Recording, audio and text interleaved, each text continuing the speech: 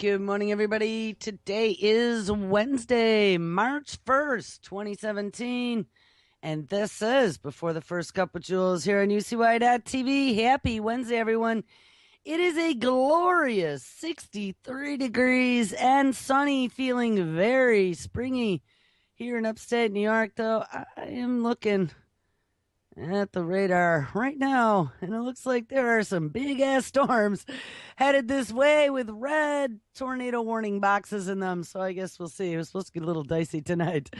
So where do we leave off yesterday? We titled the show AI, Google, Jigsaw, Schmidt, as in Eric Schmidt, Cohen, as in Jared Cohen, the CFR, State Department, and quote unquote extremism. And I had run across a story the day before that was titled something like Toxic Comment Detector. We've been reading about it with some new thing that Alphabet's Jigsaw was working on that would go out, search, and destroy toxic comments left on articles. We discovered the New York Times is going to be the first to start testing it to manage the huge influx of comments they get on a daily basis. And I don't know if that experiment has actually started or not yet, but we had discovered that apparently the New York Times must have a lot of hate speech, and so they had to tamp down on that hate speech, and that is where this Jigsaw project came from, and we read all about it yesterday, and it was really interesting because it was way beyond hate speech. It went into ferreting out jihadis, redirecting them, utilizing advertisements to be able to then get them to a website where you could unbrainwash them. This was according to the Wikipedia. I don't know. It was pretty interesting that a Google subsidiary had a gentleman who was a really youngin' too. I think he's only 31 now. He was one of the Time Top 100 in 2013. He worked for the State Department under Bush and Clinton, and then became a member of CFR before joining Alphabet. It's got to make you wonder. So he and Eric Schmidt did these travels all over, went to Afghanistan and Pakistan, and I don't remember if they went to the subcontinent of Africa. They were looking at what's going to happen when all these people come online and what kind of genocide they have in Rwanda. And then he goes over to Google, starts helping to roll out these anti-extremists applications. Well, I did a little more searching on him, and I thought we might just want to read this last little blurb here about him. This is out of Time Magazine. And I don't know, then we'll put Jared Cohen on a shelf for a while. I'll dig into him a little more. This week has been kind of tough. I'm just getting back from being gone for, I don't know, a few days with Chris, what was it? President's Day vacation, and with the flu and all that other stuff. So it's Wednesday already, guys. It's like, I need a break. All right, Jared Cohen, Times 2013 Time 100. Doesn't say what number he is, but he was up there, I think. All right, Jared Cohen, idea man, 31. As a graduate student, and we found out he went to all these Ivy League schools, and he definitely was connected to the machine. As a graduate student, oh yeah, and the other thing was to be able to support color revolutions through social media. That was another one of his big projects. To knock off countries from the chessboard just by using Twitter. As a graduate student, Jared Cohen somehow he wangled a visa to Iran. Not sure how he did that. Oh, wait, now he's in the CFR. Where He hung out at internet cafes and at house parties fueled by bathtub gin. From there, his journeys took him to beach parties in Lebanon, Palestinian refugee camps, raves in Syria organized using Bluetooth, and other places not usually frequented by a nice Jewish boy from Connecticut. Now, after I read that intro sentence, I thought to myself, wow, that almost sounds like Anderson Cooper. If I didn't know any better, we're, as a graduate student, traveling the Middle East, just meeting people, doing things, going to bathtub gin parties, and hanging out in seedy internet cafes. I don't know anyone who does that, especially some little white boy from Connecticut. Come on. Notice they don't say when this was, but he joined the State Department during Bush's reign under Condoleezza Rice. So, and he's only 31. So, I mean, even if it was 10 years ago, making him 21, and he would still probably be in grad school, that was still a dicey time. I don't know anyone who would go traveling to the Middle East and just go hitting Lebanon and whatever. I mean, remember Brandon? Brandon tries to get into Syria. He couldn't get into Syria. They made him get stuck in Lebanon. The Lebanon seemed like it was pretty nice, but I don't know about going to Iran, hanging out in Palestinian refugee camps, and going to raves in Syria. Anyway, out of these experiences came a book. And this book was called Children of Jihad, and a fascination with life at the intersection of technology and geopolitics. He then joined the State Department's policy planning staff, and along with other geo geeks like Alec Ross, helped shape what became known as 21st century statecraft, which added social media to the toolkit of diplomacy. When Twitter was planning to shut down for maintenance right before the 2009 Iranian elections, ding, remember I told you that was that Arab Spring, and when it first started, when Obama got elected and he was inaugurated, those elections happened. They all stood up and said, no, I'm pretty sure that they didn't want old school Iranian rule. They wanted to get rid of it and go more Western, and we didn't come for them. We didn't come help them. We didn't do anything. We let them all get prosecuted. Well, remember, that rising was all perpetrated through social media. That was a color revolution. So check this out. So interesting that this Jared Cohen was right in the middle of all that as a graduate student. When Twitter, well, right out of college, when Twitter was planning to shut down for maintenance right before the 2009 Iranian elections, Cohen persuaded the company not to because it had become an organizing method for young dissidents. So this one kid, just out of grad school, went to Twitter, granted he works for the State Department, and said, hey, Iran is about ready to have an election.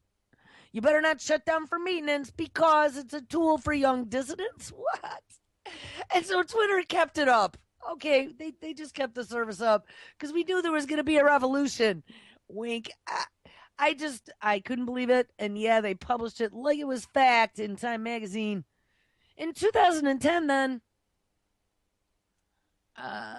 Cohen left the State Department to found Google Ideas, which, yeah, like Eric Schmidt just stepped right out and said, hey, young nobody, you've worked at the State Department and traveled around the Middle East. Here, I'm going to give you this new division. This brand new division at Google with lots of money. We don't even know who you are, but we're going to give it to you, and we're going to call it Google Ideas. It gets rebranded as Jigsaw. We're going to travel all over, you and me. Eric Schmidt, CEO of Alphabet. We're going to go to Pakistan and Afghanistan. We read that yesterday. They did.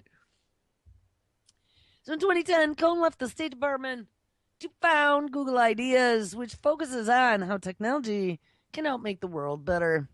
And one example, in April, he led Google in donating $3 million to create a database to connect 65 independent hotlines used to report human trafficking. I'm not going to make any comments on that one, but very interesting. And I was thinking about some other things yesterday as we were reading his wiki, and it was going through all the projects that Jigsaw is a part of. One of them is hiding your IP address so you could be a dissident in some other country. And of course, they wouldn't know where you were because you were behind something that would be like a Cloudflare-esque type thing, except that Google would know, and the State Department would know. And who else were they working with? I don't know. This is just one big sticky ball of stinky wax. I tell you guys that all the time. And they try and make us think that we're not playing ball with them, except that Google is them. Google has been a part of them for a very long time. Google's tagline back in the 90s, Google is not evil. It makes you wonder why they had a tagline, Google is not evil. So yes, they created a $3 million database system to connect 65 independent hotlines to report human trafficking. And I was thinking about how DARPA Dan, not only do we have Kurzweil there, and we had that Regina Duggan, who's now gone over to the Moonshots division on Facebook. She came from DARPA to Google to Facebook. But we have DARPA Dan still at Google. DARPA Dan had just finished developing his Memex project, which was the search engine that put Google to shame for the dark web. And they were so excited because it was going to allow them to track human traffickers and drug dealers and all the things that happen on the dark web, ferret them out, be able to see all their connections through social media and build a map about who you are and who you deal with. I'm going to think here, guys, when we were looking at some of the projects that Jigsaw is working on, and one of them was hiding people's IP addresses so they can be revolutionaries without anyone knowing, but only if you're in another country, one that we're interested in, and want to create a revolution so we can flick you off the chessboard. Yes, one of those countries. Well, if you're there, I bet we are going to run a Memex tool against you. And you should watch, and I'll have to find it. It was a 60-minute interview with Leslie Stahl, the blonde woman, and DARPA Dan. And we listened to a good part of that interview here way back when we were looking at the self-driving cars and how easy they were to hack. And he did a whole presentation on that with a notebook, computer, just in a parking lot, and showing how you could take control of the car and make it do all kinds of crazy stuff, which, of course, notice nobody's talking about now. They're just getting ready to roll these all out, but they're not talking about any of it.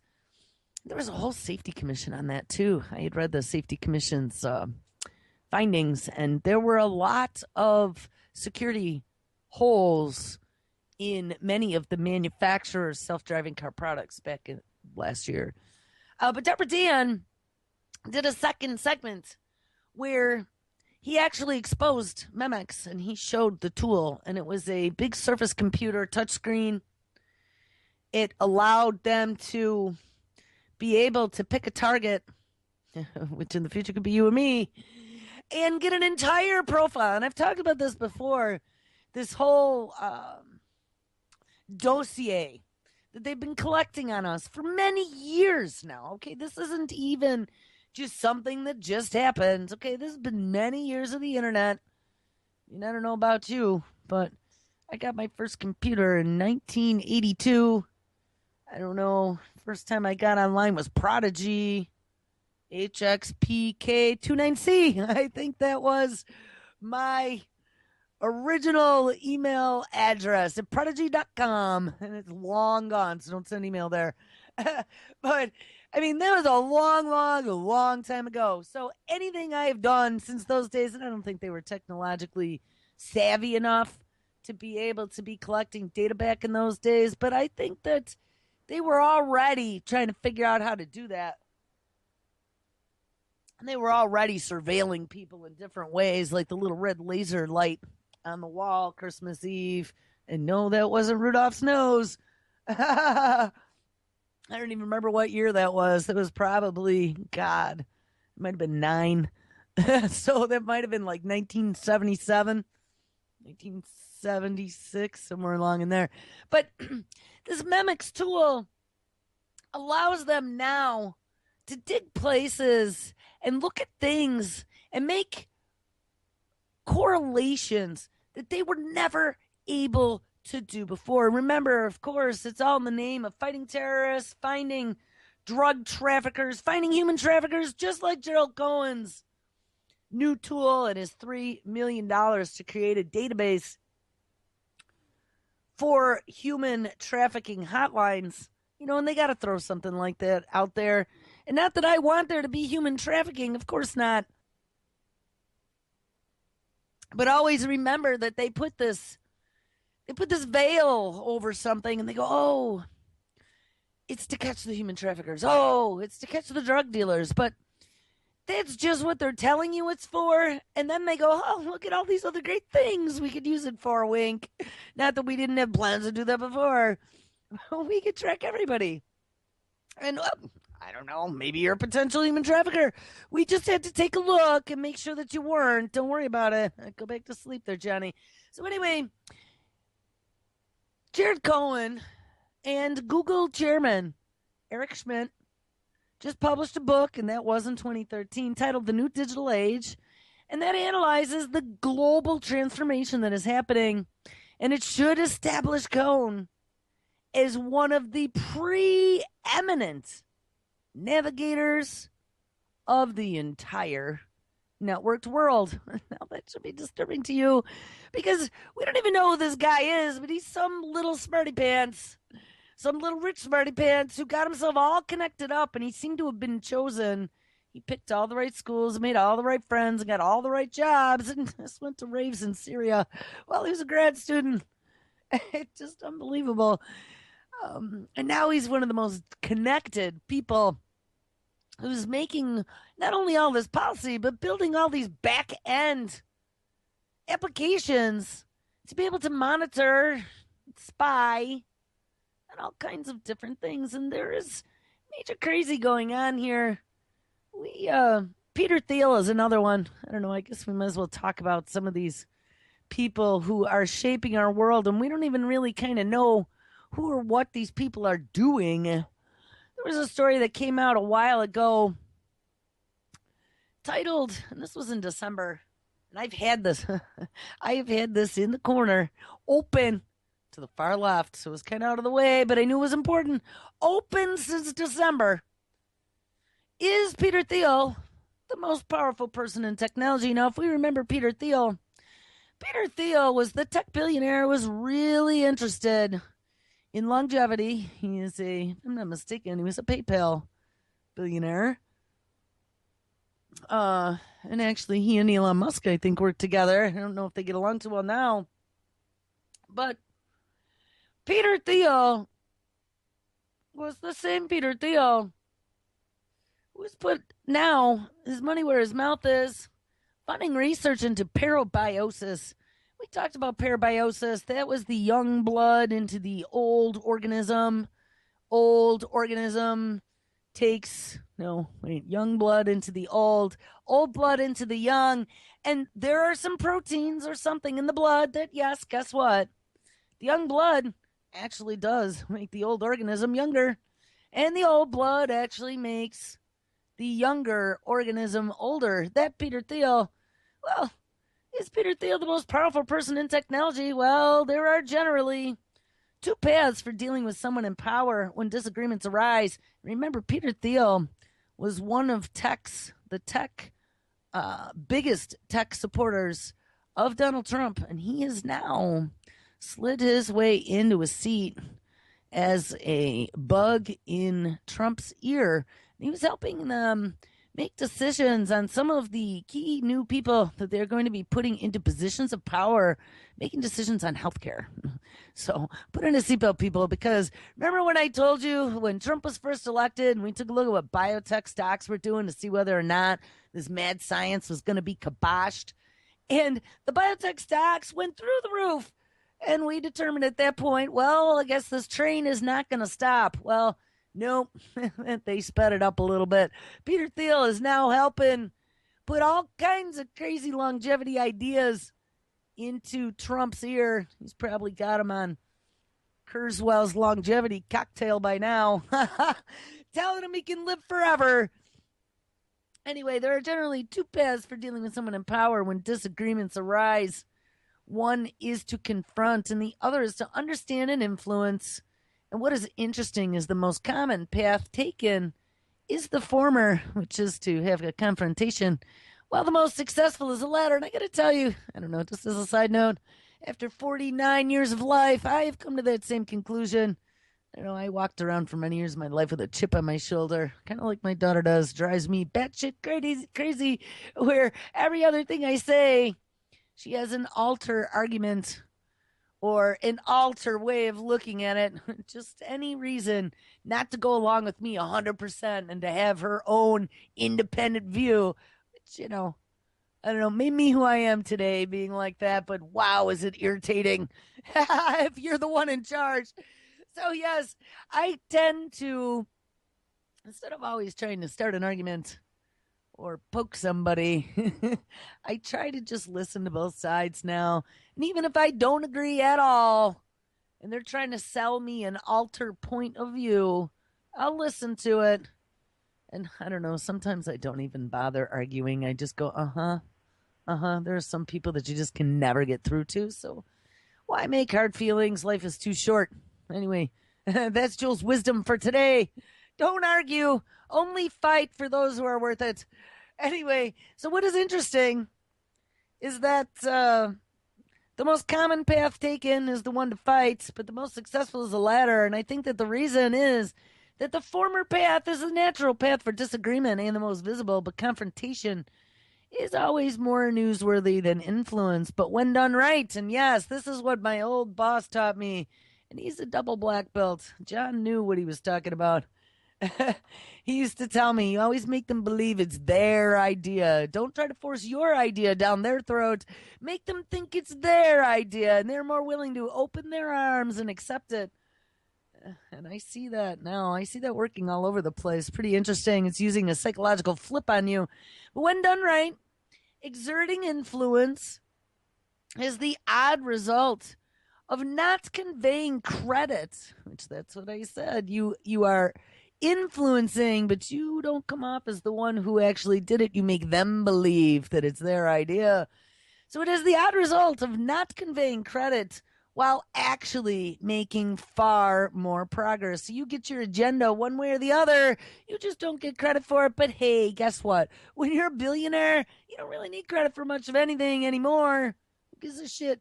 At 5 o'clock, you go hop on your yacht and drink some martinis and rub elbows with other billionaires. You don't need to take credit for things.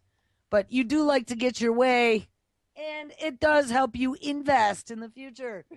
This suggests that one of the ways to determine whether someone is doing something because they believe in the outcome versus doing it for the fame and status is whether they move to influence or to confront. But the vast majority of tech executives and politicians have confronted Trump. And I talked about that with Elon Musk and that tech council that they have. Most of the tech leaders bailed on that conference, and Elon Musk stuck around, and he said, hey, at least I'm here on this board, and at least I can help influence some things. And see, that's exactly what Elon did. Like I say, love to hate him. I really, really want to like Elon because he is smart, and he's got some great ideas, but he's playing both sides of the fence, people. Remember, he's invested in this technology. He is a billionaire. He's got all the rich boy toys, including his rocket ship. I just saw there was a story that came out yesterday, the day before. 2018, I believe, is what it said. 2018, they are planning on sending the first 2 space tourists on SpaceX, and they're going to give them a zip around the moon somehow. So hopefully they've come up with some sort of carbon nano tubule spacesuit that'll protect them from the radiation once they get outside of the magnetosphere. I think we also read about CERN developing an artificial magnetosphere, so maybe they'll have that up and running by 2018. Not sure how they're going to do that, but anyway, that is the plan. Back to this. The vast majority of tech executives and politicians confronted Trump, which had little impact on him, while Peter Thiel actually moved in to influence. Ding.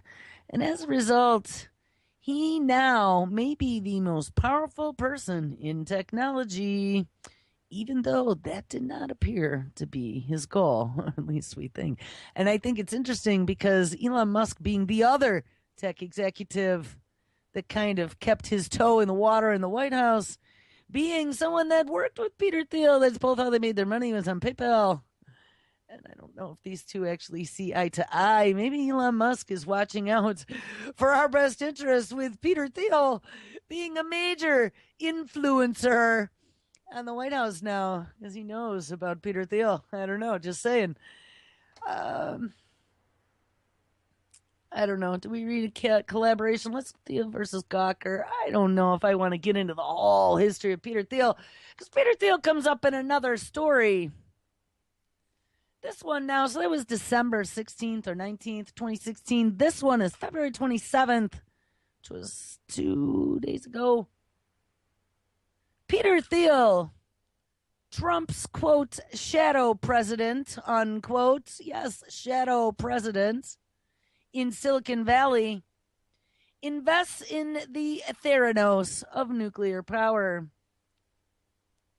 Silicon Valley's most prominently polarizing billionaire, Peter Thiel, has his fingerprints all over the Trump administration, according to a new report.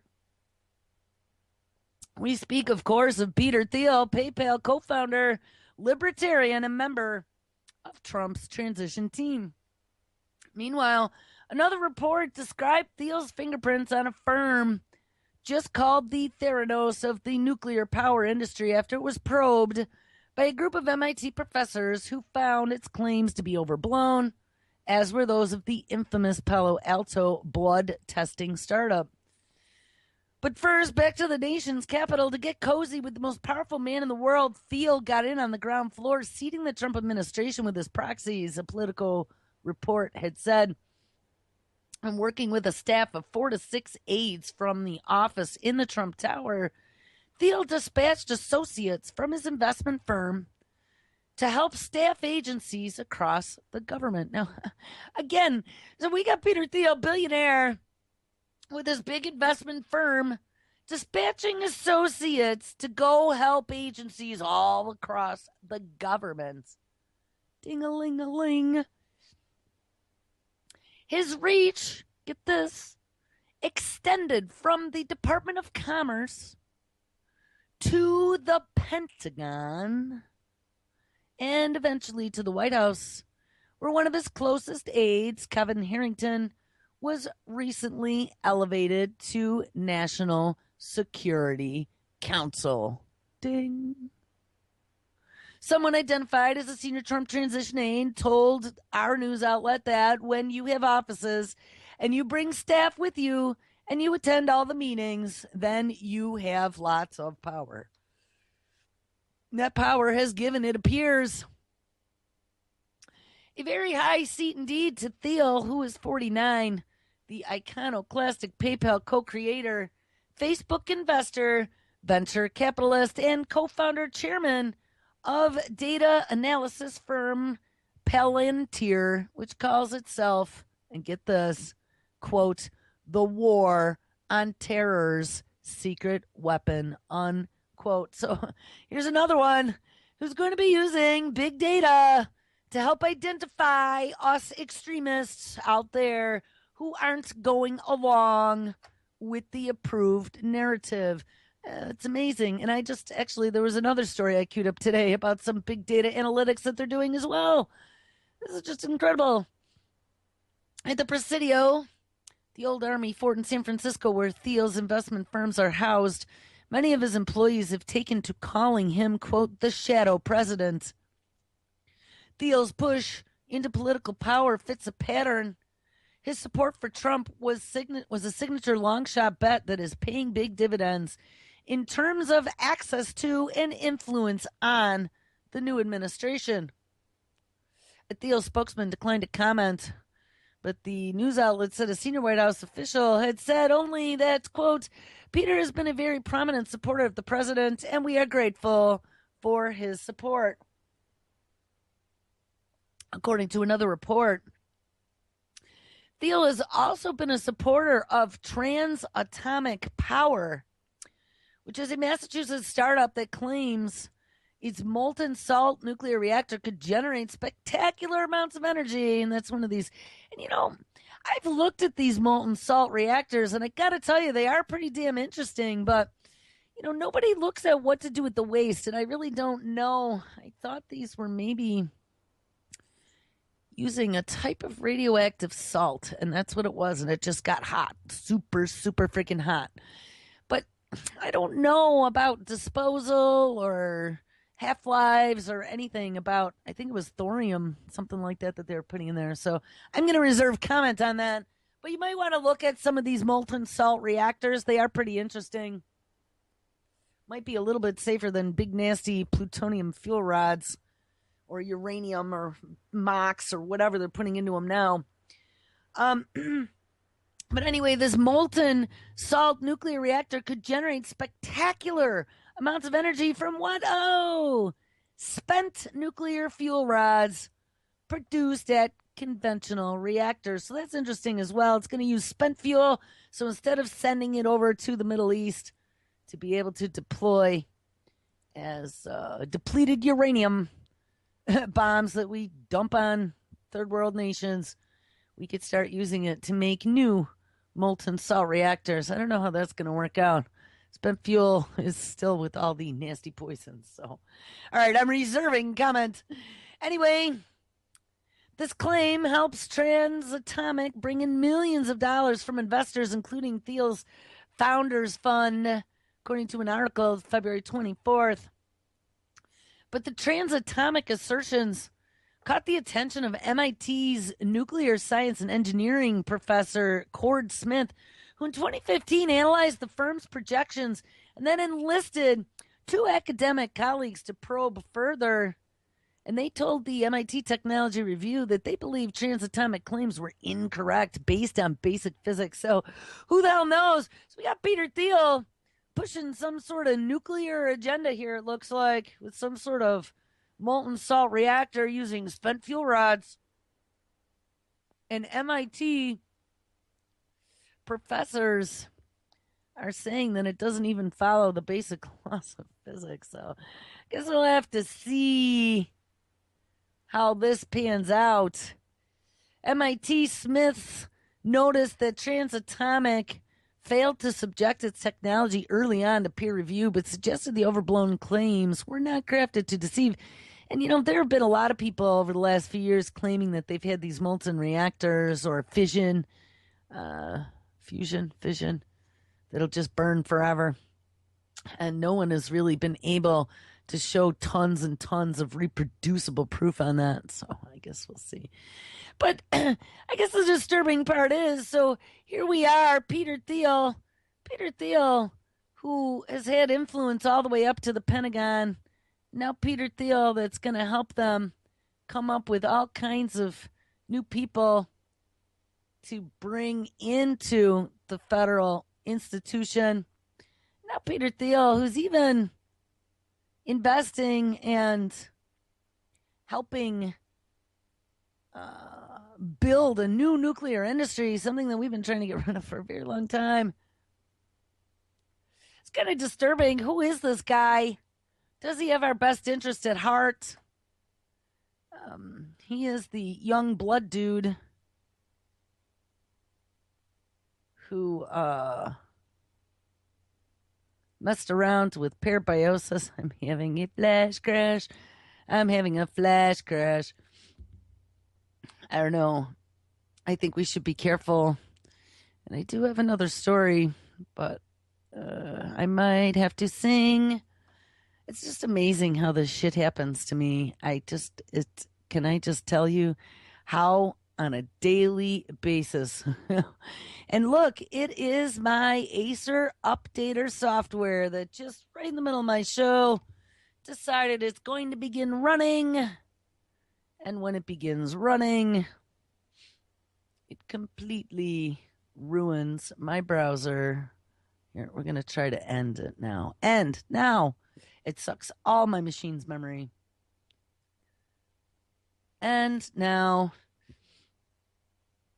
otherwise, I'm gonna have to sing ding a ding ding ding ding ding, and then pull random stories off my Facebook page. Don't make me do that, because I have a show lined up. Oh. Come on. All right. Well, I at least got back to the story with little Johnny sitting with big blank eyes staring at a robot. And this was the story from the other day that was titled, "What Will Happen When Robots Become Role Models?" And we discovered that children are very impressionable. And yes, robots can become role models for our future children. We also found out that Facebook is monitoring us with their emoticon algorithm. And they are using artificial intelligence to try to create some sort of profile on you.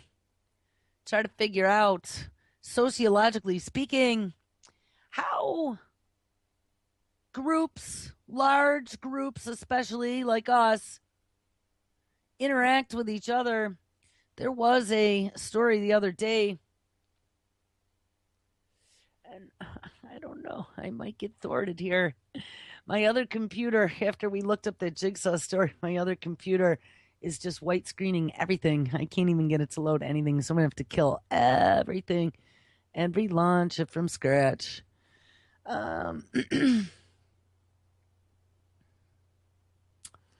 All right, so where do we go? I don't even know what I want to talk about. Well, we had a whole bunch of brain hacking stuff I wanted to get into today, but it's kind of ruined now. So we have robots becoming role models. We have brain implants coming. Yeah, it's so yesterday. There was a good story that came out of the Atlantic talking about brains. You know, we talk about this brain initiative and all this other crazy stuff here, and implants, and Kurzweil saying how our neocortex is going to be connected 24/7, so we could access cloud learning on the fly. Well, listen to this one. I have to give some kudos. There are 5 neuroscientists that are stepping up, and they are on our side. Thank goodness. Only 5. This one is titled, and it's not just us that are being tinfoil hat wearing, because we are not crazy. This has gotten out of control. How scientists forgot that brains actually have owners. Yes, there are people tied to those brains that you're experimenting on. 5 neuroscientists argue that fancy new technologies have led the field astray. It is a good time to be interested in the brain. Neuroscientists can now turn neurons on and off with just a flash of light. We've read all about optogenetics, allowing them to manipulate the behavior of animals and soldiers with exceptional precision. They can turn brains transparent as well. We talked about that story way back when. And seed them with glowing molecules to define their structure. They can also record a huge activity of a number of neurons at once. We've talked about that too. And those are just the tools that currently exist.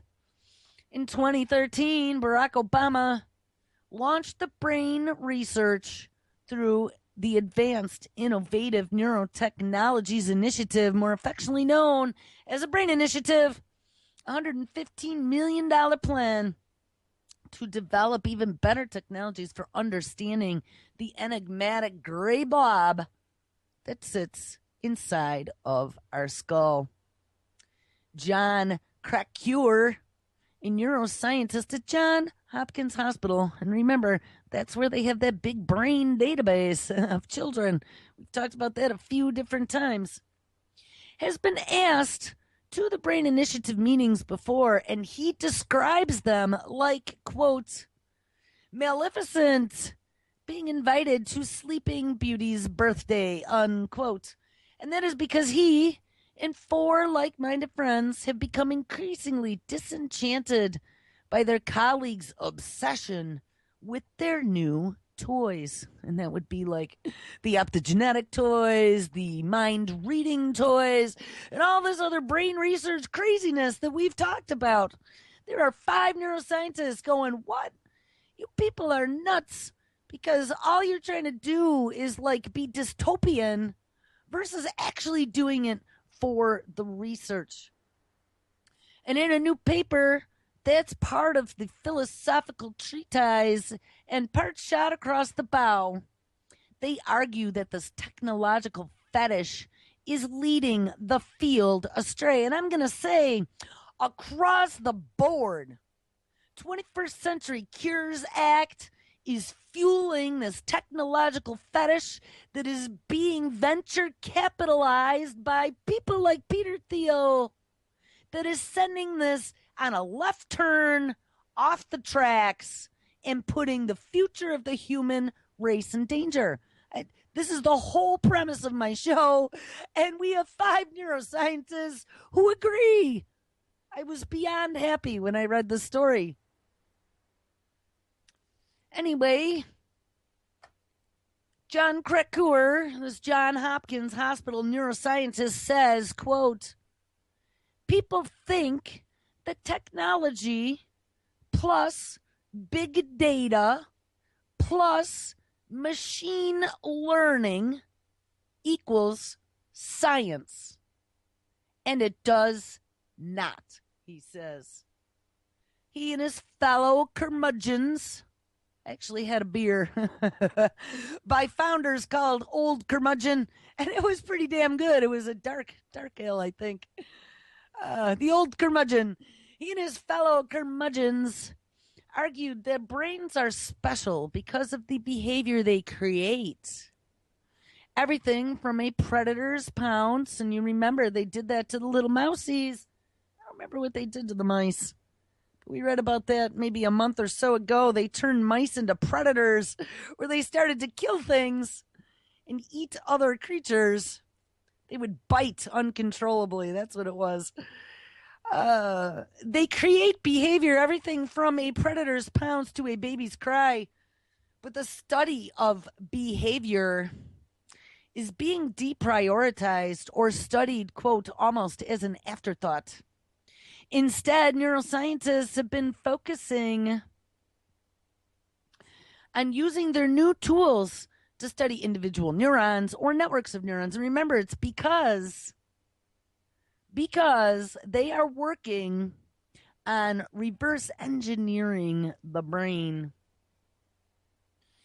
They've been focusing on these new tools to study individual neurons or networks of neurons. And according to Krakauer, the unspoken assumption is that if we collect enough data about our parts, the workings of the whole will become clear.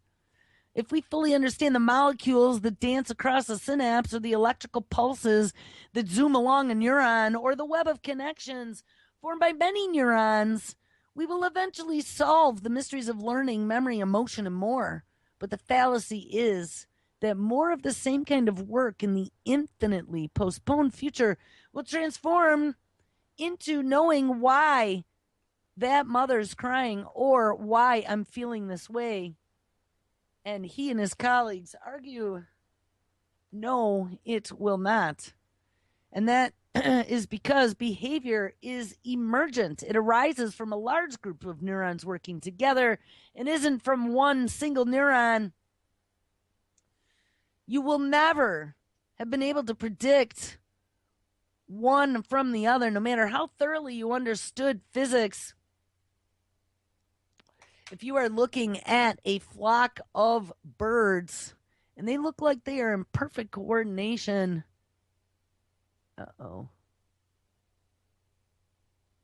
these simple rules have a collective complexity, and we might get stuck all of a sudden. No, I'm back. All right. So, long story short, behavior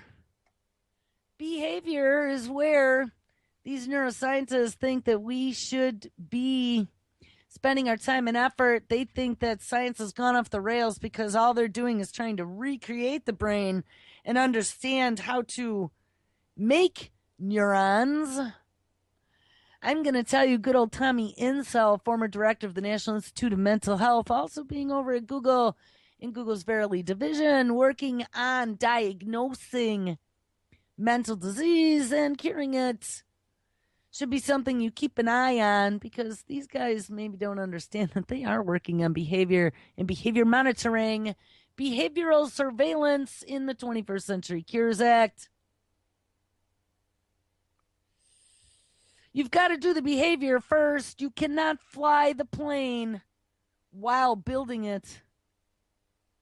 Studying how owls listen out for scurrying prey, neuroscientists discovered how their brains and later those of mammals localize sound, and by studying how marmosets call to each other, they learned about the rules that govern turn-taking in human conversation. Bats, sea slugs, and electric fish have also told us a lot about how brains work, because each has its own specialized skill. I am thrilled to see a paper that emphasizes the importance of carefully studied behavior. And in neuroscience, I've seen that behavior is often an afterthought, studied with insufficient understanding of the animal strategy. It's difficult to get animals to behave in a lab because you need to recreate aspects of their world that isn't obvious to us. And if your goal is to understand the brain, you have to understand behavior. It is not trivial, and a lot of neuroscientists think that it is. Well, I'm going to tell you, though, the ones that are understanding artificial intelligence, social media like Jared Cohen, and being able to correlate groups, look at what they're doing, and then be able to pull analytics and data and future profiling out of that are what we have to be careful of. There's a lot of that going on right now. And one of the stories that I ran across before I went to bed last night, this was in my feed for, I think, neurons. I think that was one of my searches, neurons. And it caught my attention. No, this one was under DARPA. DARPA's Defense Department, DARPA, and a company called Sparks and Honey team up to fight terrorism. The story came out yesterday. I was like, who the hell is Sparks and Honey? Well, the Department of Defense's Advanced Research Project Agency, more affectionately known as DARPA, is now working with a company named Sparks and Honey to examine the growth of terrorism. Oh, really? And extremism. Really? After we just find out about the toxic comment detector and Jared Cohen and all of his work with the State Department and CFR and Google about tracking down extremists. Oh, yes. DARPA is in on the game as well. And they want to gather cultural insights to help counter those initiatives. To gather these insights for DARPA, Sparks and Honey, who happens to be an advertising agency out of New York City, is now implementing the Cortex strategy model, which has helped build in partnership with Analect for Omnicom's dedicated McDonald's agency titled We Are Unlimited. And I don't know who any of these people are. I don't know. That'll be for further research. The Cortex, this Cortex strategy that they are implementing, examines what? Oh, human behaviors. Yes, it does. And social sciences in real time. Remember, I talked about that Memex tool, DARPA Dan, who now works for Google. They can look at things in real time and look at who's communicating. They can look at all your social media profiles, and they can give you a color coding already across all platforms as to whether or not you should be considered a potential future threat. And it tries to understand, quote, what drives someone to become radicalized, unquote. The CEO of Sparks and Honey, Terry Young, says that the Omnicom shop combines its social science expertise with cultural expertise with DARPA's great data science minds. And while Mr. Young cannot go into detail about the agency's findings, and that would be the findings about what drives someone to become radicalized, quote unquote, because they are highly confidential. He says that the objective is to, quote, create a mechanism to understand human behavior, to monitor that behavior, and then to translate it, unquote. Now, come on, guys. We are talking about DARPA. We know that DARPA is sprinkle funded much of the BRAIN initiative across universities and hospitals for quite a while now, all in the name of curing PTSD, and then it became Alzheimer's and Parkinson's, and then we wanted to know how to put in, mind-controlled prosthetics and brain implants, push little chemical buttons.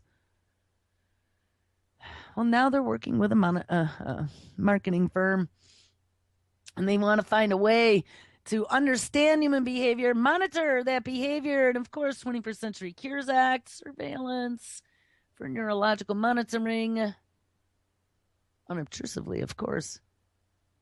Sparks and Honey is also working with the Department of Defense on other efforts around, quote, how to prevent technological surprises for the U.S. government, unquote, which is one of the main goals of DARPA.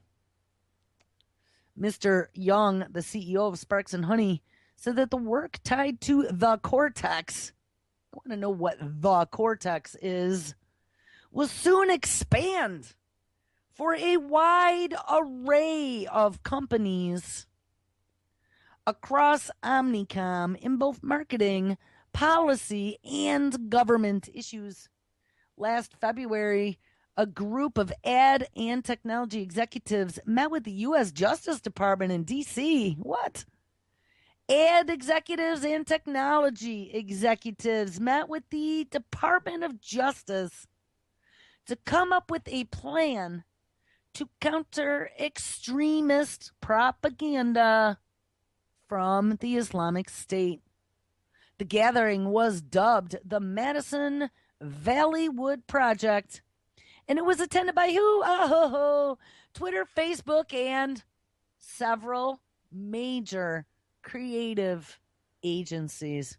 So there you have it, people. DARPA is now working with a big ad firm in New York City that's brought in some other technological group, and they're going to run something called the Cortex to start understanding human behavior, monitoring it, and trying to determine why people become disenchanted and radicalized. And like I said, the 21st Century Cures Act has a whole section on neurological monitoring. Of course, it's going to be all in the name of poor old Nana, who can't seem to remember where her house is after she goes out for a walk.